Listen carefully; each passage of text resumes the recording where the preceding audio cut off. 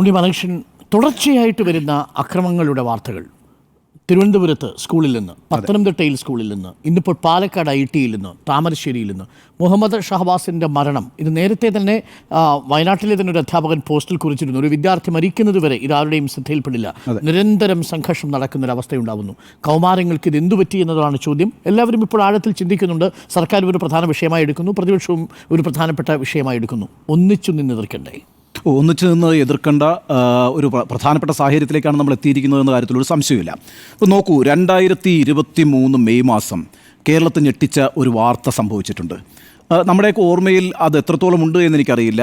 എന്തായാലും അത് നമ്മുടെ ഒരു ഓർമ്മയിൽ ഉണ്ടായിരിക്കേണ്ടതാണ്. 2023 മെയ് മാസത്തിൽ വന്നിരിക്കുന്ന ആ വാർത്ത എന്ന് പറയുന്നത് കൃത്യം 2 വർഷം മുമ്പാണ്. ആ വാർത്ത എന്ന് പറയുന്നത് കൊച്ചി തീരത്ത് ഒരു കപ്പൽ കേന്ദ്ര നാവികസേനയുടെ സഹായത്തോടെ കേന്ദ്ര നാർക്കോട്ടിക് ഏജൻസി പിടിച്ചെടുത്തു. കപ്പലല്ലൊരു ബോട്ടാണ്. ആ ബോട്ട് പിടിച്ചെടുത്തപ്പോൾ അതിൽ നിന്ന് കണ്ടെടുത്തത് 2025 കിലോഗ്രാം മെത്താഫിറ്റമിൻ എന്ന് പറയുന്ന സിന്തറ്റിക് ഡ്രഗാണ്. 2025 കിലോഗ്രാം എന്ന് പറയുമ്പോൾ ഏതാണ്ട് 200 ക്വിൻ്റലിന് മുകളിൽ 135 ചാക്കുകെട്ടുകളിലായിട്ടാണ് ഇത് സൂക്ഷിച്ചിരുന്നത്. ഈ സിന്തറ്റിക് ഡ്രഗ് 2 വർഷം മുമ്പാണ്. 2 ദിവസമെടുത്തു നമ്മുടെ കേന്ദ്ര ഏജൻസി ഇതിൻ്റെ വില കണക്ക് കൂട്ടി തിട്ടപ്പെടുത്താൻ. എത്രയാണെന്നറിയോ ഇതിൻ്റെ വില? 25,000 കോടി രൂപ. 25,000 കോടി രൂപയുടെ 2025 കിലോഗ്രാം വരുന്ന സിന്തറ്റിക് ഡ്രഗ് പാകിസ്ഥാനിൽ നിന്നുള്ളൊരു ബോട്ട് വഴിയാണ് കൊച്ചിയുടെ തീരത്തെത്തിയത്. അത് കേന്ദ്ര നാവികസേനയുടെ സഹായത്തോടെ നമ്മുടെ നർക്കോട്ടിക്സ് ഏജൻസി കണ്ടുപിടിക്കുകയും ചെയ്തു.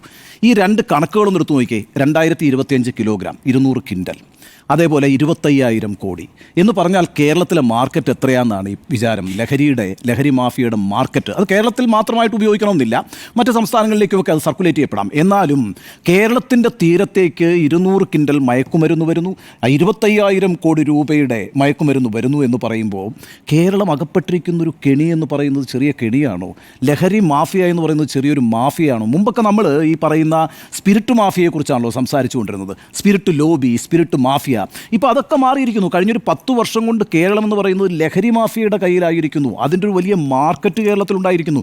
25,000 കോടി രൂപയുടെ മയക്കുമരുന്ന് ഒരു രാജ്യത്ത് നിന്ന് കേരളത്തിലേക്ക് വരണമെങ്കിൽ ഇവിടെ അതിനൊരു ഉപഭോക്താക്കൾ ഉണ്ടാകണമല്ലോ, ഇവിടെ അതിനൊരു മാർക്കറ്റ് ഉണ്ടാകണമല്ലോ, ഇതിങ്ങനെ സഞ്ചരിക്കാൻ കഴിയുന്ന ഒരു നെറ്റ്വർക്ക് ഉണ്ടാകണമല്ലോ. അപ്പോൾ ഈ സൗകര്യങ്ങൾക്കുള്ളൊരു സ്ഥലമായിട്ട് കഴിഞ്ഞ ഒരു പതിറ്റാണ്ടിനുള്ളിൽ കേരളം മാറിയിരിക്കുന്നു എന്നുള്ളതല്ലേ ഈ വാർത്ത നമ്മുടെ മുമ്പിൽ വെളിപ്പെടുത്തുന്ന വസ്തുത എന്ന് പറയുന്നത്. എന്ന് മാത്രമല്ല, 2023 സംസ്ഥാന സർക്കാർ പുറത്തുവിട്ടിരിക്കുന്ന ഒരു സർവേ റിപ്പോർട്ടുണ്ട്. നമ്മൾ ഇത് ഏത് വിഭാഗത്തെ ലക്ഷ്യം വെച്ചുകൊണ്ടാണ് ഈ മയക്കുമരുന്ന് കടത്തപ്പെടുന്നത് എന്നതിൻ്റെ ഏറ്റവും നല്ല ഉദാഹരണമാണ് 2023 എക്സൈസ് വകുപ്പ് പുറത്തേക്ക് വിട്ടിരിക്കുന്ന സർവേ റിപ്പോർട്ട്. ആ സർവേ റിപ്പോർട്ട് യഥാർത്ഥത്തിൽ ഡി അഡിക്ഷൻ സെൻ്ററിലുള്ള ആളുകൾ, അതേപോലെ തന്നെ ഈ മയക്കുമരുന്ന് വിഷയത്തിൽ പിടിക്കപ്പെട്ട ആളുകൾ, ഇവരുമൊക്കെ ആയിട്ട് ബന്ധപ്പെട്ട് നടത്തിയിട്ടുള്ള സർവേയാണ്. ആ സർവേ പറയുന്നൊരു പ്രധാനപ്പെട്ട കാര്യമെന്ന് പറയുന്നത് ഈ മയക്കുമരുന്ന് ഉപയോഗിക്കുന്നതിൽ 70% പേര്, 70% ആളുകളെന്ന് പറയുന്നത് 10 വയസ്സിനും 15 വയസ്സിനും ഇടയിലുള്ളവരാണ്. എന്ന് വെച്ചാൽ ഈ ലഹരി മാഫിയ കേരളത്തിൽ പിടിമുറുക്കുമ്പോൾ അതൊരു വലിയ ലഹരി കമ്പോളമായി കേരളത്തെ മാറ്റുമ്പോൾ ആ കമ്പോളത്തിലെ ഏറ്റവും പ്രധാനപ്പെട്ട ഉപഭോക്താക്കളായിട്ട് മാറുന്നത് 10 വയസ്സിനും 15 വയസ്സിനും ഇടയിലുള്ള കുട്ടികളാണ് എന്നുള്ളതാണ്. ആ കുട്ടികൾ എവിടെയാണ് പഠിക്കുന്നത്? ആ കുട്ടികൾ പഠിക്കുന്നത് സ്കൂളുകളിലാണ്. 70% ഉപഭോക്താക്കൾ എന്ന് പറയുന്നത് 10 വയസ്സിനും 15 വയസ്സിനും ഇടയിലാണ്. ഇനി 20% ഉപഭോക്താക്കൾ എന്ന് പറയുന്നത് 15 വയസ്സിനും 19 വയസ്സിനും ഇടയിലാണ്. 15 വയസ്സിനും 19 വയസ്സിനുള്ള ആളുകൾ എവിടെയാണ് പഠിക്കുന്നത്? കോളേജിലാണ് പഠിക്കുന്നത്.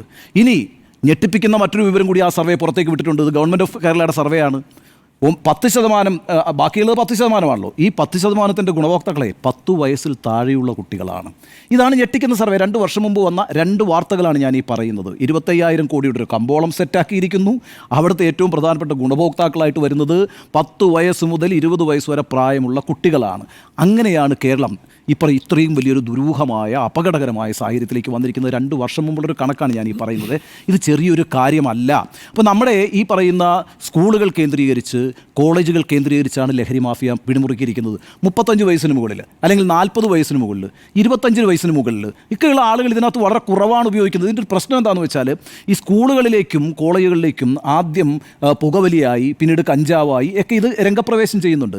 ഇപ്പം നമ്മൾ കഞ്ചാവ് എന്ന് പറയുന്നില്ല, ഹാഷിഷ് എന്ന് പറയുന്നില്ല, ബ്രൗൺ ഷുഗർ എന്ന് പറയുന്നില്ല, നമ്മളിപ്പോൾ സിന്തറ്റിക് ഡ്രഗുകൾ എന്നാണ് പറയുന്നത്, രാസലഹരികൾ എന്നാണ് പറയുന്നത്.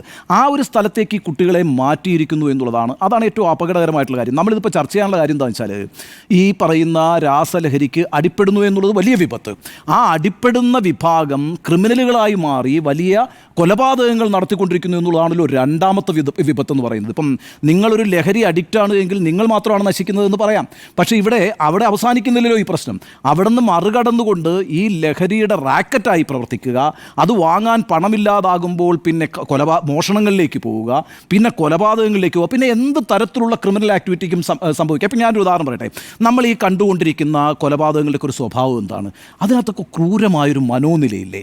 ഇപ്പോൾ താമരശ്ശേരിയിൽ ആ കുട്ടിയെ നഞ്ചക്കൊണ്ട് അടിച്ചു എന്നാണല്ലോ പറയുന്നത്. അതുമാത്രമല്ലോ, താഴത്തിട്ടിട്ട് തലക്കിങ്ങനെ ചവിട്ടുകയാണല്ലോ ചെയ്തുകൊണ്ടിരിക്കുന്നത്. ബ്രെയിൻ ഡെത്ത് ഉണ്ടാകുമെന്ന് നമ്മൾ ഇന്നലെ തന്നെ നമുക്ക് കൃത്യമായ വിവരമുണ്ടല്ലോ. ഇങ്ങനെ ചവിട്ടിക്കൊണ്ടിരിക്കാൻ കഴിയുന്ന ഒരു മനോനിലയിലേക്ക് നിങ്ങൾ മാറണ്ടേ? ഇതൊരു വളരെ പ്രധാനപ്പെട്ട പ്രശ്നമല്ലേ? ഇപ്പം പിന്നെ ഗാന്ധിനഗറിലെ നഴ്സിംഗ് കോളേജിലെ റാഗിങ്ങിൻ്റെ സ്വഭാവം എന്താ? കോമ്പസ് കൊണ്ട് ഇങ്ങനെ വരയുകയാണ് ശരീരത്ത്. അതൊരു വലിയ എന്നുവെച്ചാൽ അതൊരു പ്രത്യേക മാനസിക നിലയിലേക്ക് എത്തിയെങ്കിലേ ഇത്തരത്തിലുള്ള ക്രൂരകൃത്യങ്ങൾ നിങ്ങൾക്ക് ചെയ്യാൻ പറ്റും. ഇപ്പം വളരെ പെട്ടെന്നുണ്ടാകുന്ന ഒരു പ്രകോപനത്തിൽ ഒരാളൊരു കയ്യിലിരിക്കുന്ന ഒരു കല്ലെടുത്ത് മറ്റൊരാളെ അടിച്ചു, അയാൾ മരിച്ചുപോയി എന്നൊക്കെ നമുക്ക് പറയാം. അതൊരു ഒരു സഡൻ ആക്ഷനാണ്, ഒരു സഡനായിട്ടുള്ള പ്രകോപനത്തിൻ്റെ ഭാഗമായിട്ട് സംഭവിക്കുന്നതാണ്. പക്ഷേ ഇത്തരം കാര്യങ്ങൾ എങ്ങനെയാണ് നിങ്ങൾ ചെയ്യുക? അങ്ങനെ ചെയ്യണമെങ്കിൽ നിങ്ങളൊരു പ്രത്യേകമായ മാനസിക നിലയിലേക്ക് എത്തണം. ആ മാനസിക നിലയിലേക്ക് നിങ്ങളെ എത്തിക്കുന്നത് ഈ പറയുന്ന ലഹരിയാണോ എന്നുള്ളതാണ് നമ്മൾ അന്വേഷിക്കേണ്ട ഒരു പ്രധാനപ്പെട്ട കാര്യം എന്ന് പറയുന്നത്. നമ്മളിപ്പോൾ കണ്ടുകൊണ്ടിരിക്കുന്ന ഒരു കാര്യം എന്താ അറിയുമോ? അപ്പോൾ കൊച്ചി തന്നെ എടുത്താൽ കൊച്ചിയിലെ പത്രങ്ങൾ നിങ്ങൾ വായിച്ചു നോക്കിയാൽ പ്രാദേശിക പേജിൽ എല്ലാ ദിവസവും ഈ പറയുന്ന സിന്തറ്റിക് ഡ്രഗ് പിടിച്ചെടുത്തതായിട്ടുള്ള വാർത്തകളുണ്ടാവും. 10 ലക്ഷത്തിൻ്റെ സിന്തറ്റിക് ഡ്രഗ് പിടിച്ചു, രാസലഹരി പിടിച്ചു, ഇങ്ങനെ കുറേ വാർത്തകൾ വന്നുകൊണ്ടിരിക്കുന്നുണ്ട്. ഇതിനകത്തൊക്കെ കുറേ പേര് അറസ്റ്റ് ചെയ്യപ്പെടുന്നുണ്ട്. ഈ അറസ്റ്റ് ചെയ്യപ്പെട്ട് കഴിഞ്ഞാൽ ഇവരെ ശിക്ഷിക്കപ്പെടുന്നുണ്ട്. ഇപ്പം നമ്മളുടെ ലോ എൻഫോഴ്സ്മെൻറ്റും അതുപോലെ കൺവിക്ഷൻ റേറ്റും കേരളത്തിൽ മുമ്പിലാണ് നമ്മൾ കേട്ടോ. കേരളത്തിൽ മുമ്പിലാണ് നമ്മൾ. കാരണം 2016 6000 NDPC കേസുകളാണ് ഉണ്ടായിരുന്നതെങ്കിൽ 2024 ആയപ്പോൾ അത് 30,000 വർദ്ധിച്ചിട്ടുണ്ട്.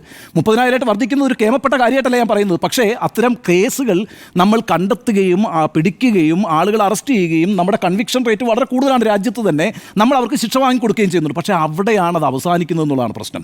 അതിനപ്പുറത്തേക്ക് ഇതിൻ്റെ സോഴ്സ് കണ്ടെത്തുന്നതിലേക്ക് നമുക്ക് സഞ്ചരിക്കാൻ കഴിയുന്നില്ല എന്നുള്ളതാണ് നമ്മുടെ ഒരു പ്രശ്നമായിട്ട് ഞാൻ മനസ്സിലാക്കുന്നത്. ഈ എക്സൈസ് ഇൻ്റലിജൻസിൻ്റെ ഒരു അഭാവം വളരെ ശക്തമായിട്ട് കേരളത്തിലുണ്ട്. എക്സൈസ് ഇൻ്റലിജൻസ് എത്രമാത്രം ഭംഗിയായിട്ട് നടക്കുന്നു എന്നുള്ളതിനകത്തൊരു പ്രശ്നവുമുണ്ട്. അത് സർക്കാർ തന്നെ സമ്മതിക്കുന്ന ഒരു കാര്യമാണ്. അതെന്ന് വെച്ചാൽ വേണ്ടത്ര സ്റ്റാഫില്ല, വേണ്ടത്ര നെറ്റ്വർക്കിംഗ് ആ മേഖലയിലില്ല. പക്ഷേ അതൊക്കെ വളരെ ഗൗരവമായിട്ട് സർക്കാർ എടുക്കാൻ പോകുന്നു എന്ന് പറയുന്നു, നല്ലത്. പക്ഷേ പ്രശ്നം എന്താണെന്ന് വെച്ചാൽ അതുകൊണ്ട് മാത്രം ഈ ലോ എൻഫോഴ്സിംഗ് എന്ന് പറയുന്നത് നടക്കില്ല. ഒരു സമൂഹത്തിനൊരു പൊതുവായിട്ടുള്ള ജാഗ്രത ഉണ്ടാകണം. സമൂഹത്തിൻ്റെ പൊതുജാഗ്രത ഉണ്ടെങ്കിൽ മാത്രം. ഇപ്പം ഞാൻ പറയാമല്ലോ, ഇപ്പോൾ സ്കൂളുകളിൽ നിങ്ങളെ നിരീക്ഷിക്കാം. വലിയ നിരീക്ഷണ സംവിധാനങ്ങൾ നമുക്ക് പിന്നെ സ്കൂളുകളിൽ ഉണ്ടാക്കാം. സ്കൂളുകൾക്ക് ചുറ്റുമുള്ള പ്രദേശങ്ങളിലെ കടകൾ റെയ്ഡ് ചെയ്യാം. അവിടെ അനാവശ്യമായിട്ട് ആളുകൾ വന്നു പോകുന്നുണ്ടോ എന്നുള്ളത് നോക്കാം. കുട്ടികൾ അനാവശ്യമായി പുറത്തേക്ക് പോകുന്നുണ്ടോ എന്ന് നോക്കാം. ഇതെല്ലാം നമുക്ക് ചെയ്യാം. പക്ഷേ സ്കൂളിൽ എത്ര സമയമാണ് നിങ്ങൾ ചെലവഴിക്കുന്നത്? സ്കൂൾ വിട്ട് കഴിഞ്ഞാൽ നിങ്ങൾ പോകുന്ന സ്ഥലത്തേക്ക് എന്ത് നിരീക്ഷണമാണ് നമുക്ക് നീട്ടാൻ കഴിയുന്നത്, എക്സ്റ്റെൻഡ് ചെയ്യാൻ കഴിയുന്നത്? ഇനി വീടുകളിൽ സംഭവിച്ചാൽ എങ്ങനെയാണത് മോണിറ്റർ ചെയ്യാൻ കഴിയുന്നത്? ഈ സംവിധാനമൊന്നുമില്ല. അപ്പോൾ എന്താ പറ്റുക? ഒരു സർക്കാരിന് ചെയ്യാൻ കഴിയുന്നതിന് പരിധിയുണ്ട്. ആ പരിധിക്ക് അപ്പുറത്തേക്ക് കാര്യങ്ങൾ സംഭവിക്കുന്നുണ്ട് എങ്കിൽ പിന്നെ ഒരു സോഷ്യൽ ആയിട്ടുള്ള ജാഗ്രതയാണ് ഉണ്ടാവേണ്ടത്, അല്ലേ? ഇപ്പം ഞാൻ പറയാം, മഹാമാരികൾ ഉണ്ടാകുന്നു, അല്ലെങ്കിൽ പ്രളയം ഉണ്ടാകുന്നു. നമ്മളെല്ലാം ഒറ്റക്കെട്ടായി ഇറങ്ങി നിന്നിട്ടല്ലേ പ്രവർത്തിക്കുന്നത്? അക്കാര്യത്തിനകത്ത് ഏതെങ്കിലും രാഷ്ട്രീയ സംഘടന മോശമാണോ? ഏതെങ്കിലും യുവജന സംഘടന മോശമാണോ? ഏതെങ്കിലും വിദ്യാർത്ഥി സംഘടന മോശമാണോ? അല്ലല്ലോ. ഒറ്റക്കെട്ടായി പ്രവർത്തിച്ച് നമ്മൾ ഇത്തരത്തിലുള്ള ദുരന്തങ്ങളെ മറികടക്കുന്ന ആളുകളാണ്. അതിനകത്തൊക്കെ നല്ല മാതൃകയായിട്ടുള്ള സമൂഹവുമാണ് കേരളം. അപ്പോൾ ആ അർത്ഥത്തിൽ ഇവിടെ നമ്മൾ ഇനി ചെയ്യേണ്ടതായിട്ടുള്ളൊരു കാര്യം, അല്ലെങ്കിൽ ഏറ്റെടുക്കേണ്ടതായിട്ടുള്ളൊരു കാര്യം, സർക്കാർ ഇത് ചെയ്തുകൊള്ളുമെന്ന് വിചാരിക്കാനേ കഴിയില്ല. കാരണം സർക്കാരിന് ചെയ്യുന്നതിന് പരിധിയും പരിമിതിയും ഒക്കെ ഉണ്ട്. അതാണ് ഞാൻ നേരത്തെ സൂചിപ്പിച്ച ഒരു സ്കൂളിനെ മോണിറ്റർ ചെയ്യാം. പക്ഷേ ഈ സ്കൂളിൽ നിന്ന് പുറത്തേക്ക് പോകുന്ന കുട്ടികൾ, ഒരു മൈതാനത്തെ നമുക്കിങ്ങനെ എല്ലാ സ്ഥലങ്ങളെയും നമുക്കിങ്ങനെ മോണിറ്റർ ചെയ്തുകൊണ്ടിരിക്കാൻ കഴിയില്ല. അപ്പം നമ്മളെ സംബന്ധിച്ചിടത്തോളം ഈ കാര്യത്തിൽ സമൂഹം പൊതുവിൽ ജാഗരൂകരായിക്കൊണ്ടിരിക്കുക എന്നുള്ളതാണ് വളരെ ഞെട്ടിക്കുന്നത്. ഇപ്പോൾ താങ്കൾ തന്നെ എണ്ണി പറഞ്ഞതുപോലെ സ്കൂളിലെ കൊലപാതകങ്ങളുടെയൊക്കെ ഒരു കണക്കെടുത്ത് നോക്കിക്കഴിഞ്ഞാൽ ഭയങ്കരമല്ലേ? കഴുത്തിലങ്ങ് കുത്തുകയാണ്. ആ ആക്ട് എന്ന് പറയുന്നത്. അപ്പോൾ നിങ്ങളൊരു കത്തി കരുതുന്നുണ്ട്. നിങ്ങളൊരു കത്തി കരുതിക്കൊണ്ടാണ് ഈ പറയുന്ന പിന്നെ തിരുവനന്തപുരത്തല്ലേ ഒരു സ്കൂൾ ബസ്സിൽ വെച്ചിട്ട് 9ാം ക്ലാസ്സിലെ വിദ്യാർത്ഥി മറ്റേ വിദ്യാർത്ഥിയെ കഴുത്തിനാണ് കുത്തുന്നത്. തേക്കുംകാട് മൈതാനത്ത് 2 സ്കൂൾ വിദ്യാർത്ഥികൾ 30 വയസ്സുള്ള ഒരാളെയാണ് തേക്കുംകാട് മൈതാനത്ത് കൊന്നത്. എന്താണ്? ലഹരി ഉപയോഗിക്കുന്നത് കണ്ടിട്ട് അയാൾ അതിനെ എതിർത്തു എന്നുള്ളത് കൊണ്ടാണ്. ഈ രീതിയിലാണ് കാര്യങ്ങൾ സംഭവിച്ചുകൊണ്ടിരിക്കുന്നത് എന്നുള്ളതാണ്. അപ്പോൾ നിങ്ങളെ ക്രിമിനലായ മാനസിക നിലയിലേക്ക് എത്തിക്കുന്ന രീതിയിൽ ഈ പറയുന്ന, അതും ഏറ്റവും ചെറിയ കുട്ടികൾ, തലമുറ. ഞാൻ പറയുന്നത് നമ്മൾ ഈ സംസ്ഥാനത്തെ മുന്നോട്ട് കൊണ്ടുപോകുന്നു, അതിനുവേണ്ടി വലിയ ഇൻഫ്രാസ്ട്രക്ചറുകൾ ഉണ്ടാക്കുന്നു, വ്യവസായ വികസനത്തിന് വിദ്യാഭ്യാസത്തിന് വേണ്ടി പദ്ധതികൾ ആവിഷ്കരിക്കുന്നു. അങ്ങനെ ഓരോ കാര്യങ്ങൾ ചെയ്തുകൊണ്ട് സംസ്ഥാനത്തെ മുന്നേറ്റത്തിലേക്ക് കൊണ്ടുപോകാൻ വേണ്ടി ശ്രമിക്കുമ്പോൾ ആ മുന്നേറ്റത്തിൻ്റെ ഗുണഭോക്താക്കളായി മാറേണ്ട ഒരു തലമുറ ഇവിടെ എങ്ങനെയാണ് വളർന്നു വന്നുകൊണ്ടിരിക്കുന്നത് എന്നൊരു പ്രശ്നമില്ലേ? അവരൊക്കെ തന്നെയും ഇത്തരത്തിലുള്ള ലഹരിക്കും ഒക്കെ അടിമപ്പെട്ട് ഒരു ആളുകളായി മാറുകയാണെങ്കിൽ ഇതിൻ്റെ ഒരു ഭാവി എന്താണ്? ഈ സമൂഹത്തിൻ്റെ ഒരു ഭാവി എന്താണ്? ഞാൻ പറയുന്നത് വളരെ അലാമിംഗ് ആയ സിറ്റുവേഷനാണിത്. ഇത് വളരെ അലാമിംഗ് ആണെന്നേ. ഈ സിറ്റുവേഷനൊന്നും നമ്മൾ വളരെ ലളിതമായി കാണണ്ട. അവിടെ ഒരു ചെറിയ കൊലപാതകം നടന്നു, അല്ലെങ്കിൽ ഇവിടെ ഒരു കൂട്ടയടി നടന്നു, അല്ലെങ്കിൽ അവിടെ ഒരു റാഗിങ് നടന്നു. ഇതൊക്കെ ചില സൂചനകളാണ്, ചില പുഴുക്കുത്തുകളാണ്. വളരെ പെട്ടെന്നാണ് ഇത് വ്യാപിക്കുക എന്ന് പറയുന്നത്. ഈ ചെറിയൊരു വൈറസ് വന്നിട്ട് വളരെ പെട്ടെന്നൊരു ലോകത്തെ മുഴുവൻ പിന്നെ എന്താ പറയുക, കോവിഡ് പോലൊരു മഹാമാരിയിൽ കൊണ്ടെത്തിക്കുന്നത് പോലെ ഇത്തരത്തിലുള്ള സംഭവങ്ങളെ ഇപ്പോൾ തന്നെ ഇത് തന്നെ കാലതാമസം സംഭവിച്ചു കഴിഞ്ഞ കാര്യത്തിലത്ത് എന്താ സംശയം?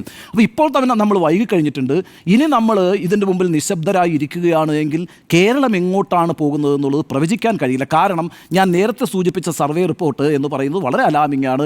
അത് 10 വയസ്സിനും 20 വയസ്സിനും ഇടയിൽ പ്രായമുള്ള ആളുകൾ 90% ആളുകളും ഈ പറയുന്ന ലഹരി മാഫിയയുടെ പിടിയിലാണ് എന്ന് വന്നാൽ നമ്മളുടെ ഭാവി എന്താണ് എന്നുള്ളത് ആലോചിക്കണം. അത് ഒരു സർക്കാരിൻ്റെ മാത്രം പ്രശ്നമല്ല, മാധ്യമങ്ങളുടെ മാത്രം ഉത്തരവാദിത്തമല്ല, അത് ഏതാനും സന്നദ്ധ സംഘടനകളുടെ മാത്രം ഒരു ഉത്തരവാദിത്തമല്ല, മറിച്ച് അത് മൊത്തം സമൂഹത്തിൻ്റെ ഉത്തരവാദിത്തമാണ്. മൊത്തം സമൂഹം ജാഗരൂകമാകുമ്പോൾ മാത്രമാണ് ഇത്തരത്തിലുള്ള പ്രതിസന്ധികളെ നമുക്ക് നേരിടാനും മറികടക്കാനും കഴിയുക. കാരണം ഈ പറയുന്ന ക്രിമിനൽ ആക്ടിവിറ്റിയിലൊക്കെ പങ്കെടുത്തുകൊണ്ടിരിക്കുന്നത് വളരെ ചെറിയ പ്രായമുള്ള കുഞ്ഞുങ്ങളാണ് എന്നുള്ളതാണ് ഏറ്റവും ഭീഷണിപ്പെടുത്തുന്ന കാര്യം. അവർ കൊലക്കിരയാക്കുന്നത് അച്ഛന്മാരെയും അമ്മമാരെയും ഈ സഹോദരന്മാരെയും ഒക്കെയാണ്, അല്ലെങ്കിൽ പാടികളെയാണ് എന്നൊക്കെയുള്ള അങ്ങേയറ്റം നമ്മളെ വിഷമിപ്പിക്കേണ്ട ഒരു കാര്യമാണ്. അതുകൊണ്ട് this is an alarming situation. നമുക്ക് ഒരു വാണിംഗ് ആണിത്. ഈ വാണിംഗ് ഇപ്പോൾ മനസ്സിലാക്കിക്കൊണ്ട് വേണ്ട പ്രതിരോധത്തിലേക്ക് ഒരു സമൂഹം എന്ന നിലയിൽ ഒറ്റക്കെട്ടായി നമ്മൾ മുന്നോട്ട് പോയില്ല എങ്കിൽ ഇത് അപകടകരമായ ഒരു സാഹചര്യത്തിലേക്ക് നയിക്കും എന്ന കാര്യത്തിലുള്ള സംശയമില്ല. കഴിഞ്ഞ ദിവസങ്ങളിൽ ഓരോ മലയാളിയും വായിച്ച് ഞെട്ടിക്കൊണ്ടിരിക്കുന്ന നിരന്തരമായ സംഭവങ്ങൾ, ആ സംഭവങ്ങളിലെ ഒക്കെ പ്രതികൾ എന്ന് പറയുന്നത് 12 വയസ്സും 13 വയസ്സും 14 വയസ്സും ഒക്കെ ഉള്ള കുട്ടികളായിരിക്കുമ്പോൾ അത് ആരോടും പറഞ്ഞ് മനസ്സിലാക്കേണ്ടതായിട്ടുള്ള കാര്യമില്ല. പക്ഷേ ഇവിടെ ഒരു സർക്കാരിനെ മാത്രം ബന്ധിപ്പിച്ചുകൊണ്ട് നിൽക്കാൻ കഴിയില്ല. ഒരു സമൂഹം എന്ന നിലയ്ക്ക് നമ്മൾ ഒറ്റക്കെട്ടായി ഈ പ്രശ്നത്തെ നേരിടേണ്ട സമയം അതിക്രമിച്ചിരിക്കുന്നു എന്നാണ് ഈ കാര്യത്തിൽ എൻ്റെ ടേക്ക്.